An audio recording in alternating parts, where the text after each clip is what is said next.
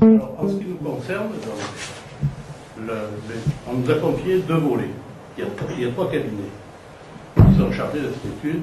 Il y en a un qui a été chargé du volet juridique et du volet, on va dire, socio-économique, valeur sociale des passerelles, photographie en quelque sorte de l'organisation des différentes activités au niveau de la vallée, de manière générale, c'est-à-dire, et pour en tirer aussi le poids socio-économique, c'est-à-dire généré par les ouvrages qui sont en amont, c'est-à-dire EDF, celui de BRL, les usages randonnés aussi, qui peuvent utiliser, ce sont les usages donc, qui sont autour de l'ordre, de manière générale, pour voir un petit peu les enjeux que représente chacun des acteurs. Il y a une loupe, bien évidemment, qui a été mise sur l'objet final de l'étude, qui est la question des passerelles.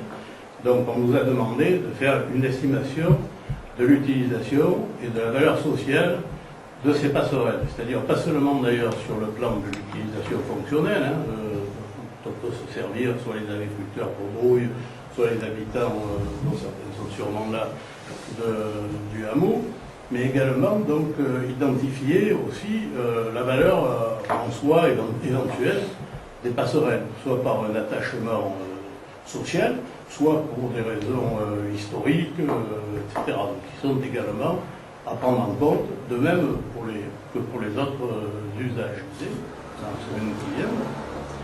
Ça, c'est le premier volet. Le deuxième volet, c'est le volet juridique, c'est-à-dire de définir le cadre juridique de toutes ces activités, de tous ces acteurs.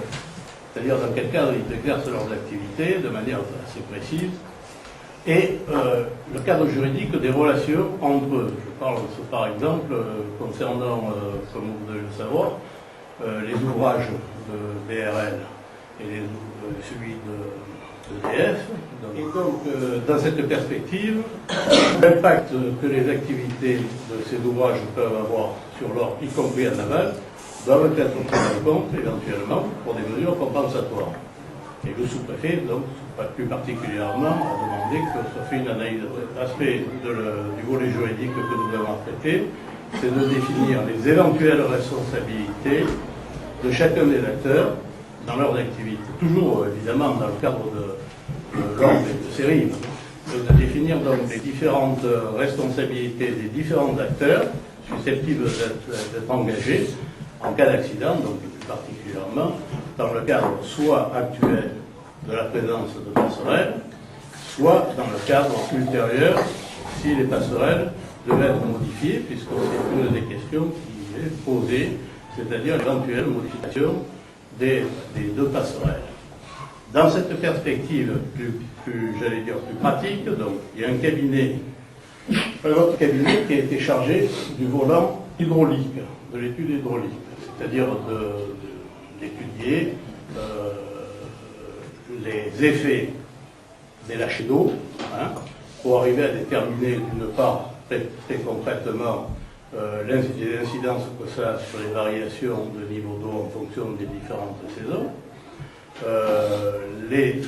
l'approche hydraulique par rapport aux passerelles, et donc par rapport aussi à d'éventuelles prescriptions s'il devait être décidé de réaliser donc des modifications sur ces deux ouvrages.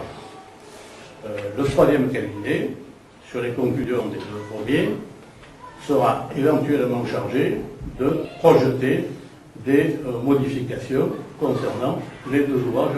On a été chargé de cette étude vers le 20 juillet, assez tardivement, donc on a commencé de suite par des observations sur site, à la fois aussi sur les passages de canoë, sur l'utilisation des passerelles.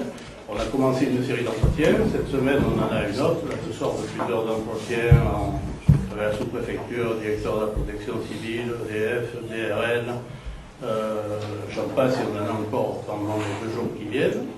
Il en restera encore quelques-unes, puisque normalement, si jamais on s'orientait vers des modifications des passerelles, Il y a l'Agence de l'eau qui a des financements prévus au titre du 8e intérêt prioritaire du programme actuel. Hein. C'est toute opération nécessaire aux loisirs aquatiques. Donc ça peut être très bien, surtout si les questions de sécurité sont en jeu. Donc il y a des fonds assez conséquents qui sont disponibles pour contribuer à la réalisation de ces modifications si elles sont décidées.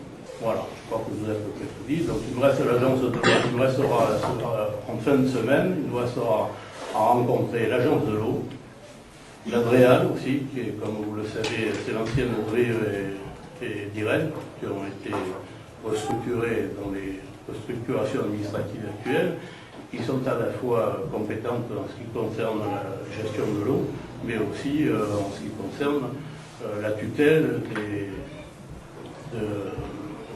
d'EDF.